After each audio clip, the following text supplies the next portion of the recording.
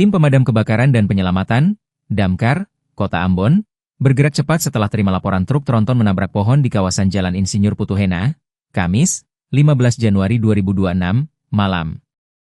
Informasi dihimpun, truk tronton bermuatan kontainer PT Union dengan nomor polisi D8571 QU awalnya bergerak dari arah Negeri Paso menuju Pelabuhan Yosudarso.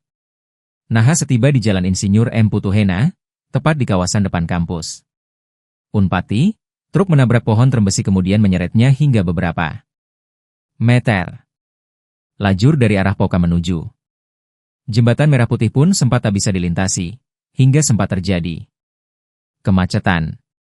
Tak berselang lama, aparat kepolisian tiba menyusul sejumlah petugas damkar Manise guna mengevakuasi pohon agar tidak menutupi jalan. Penanggung jawab penebangan pohon, Mon Polhau Pesi, mengatakan bahwa tim terima laporan dari seorang polisi lalu lintas. Tak berselang lama, laporan warga lewat call center 112 Pemkot Ambon juga masuk. Usai menerima laporan, peleton Adamkar langsung berangkat menuju lokasi dengan membawa 2 unit mesin sensor. Setelah tiba di lokasi, tim kemudian mengevakuasi pohon yang tersangkut di atas mobil tersebut. Walaupun dengan pencahayaan yang kurang, tetapi tim menggunakan senter kepala saat melakukan proses evakuasi. Dibantu pihak kepolisian yang juga mengamankan arus lalu lintas. Proses evakuasi dilakukan secara bertahap dan berhati-hati karena arus lalu lintas terbilang masih ramai. Beruntungnya dalam insiden tidak ada korban jiwa dan kerugian materi lainnya.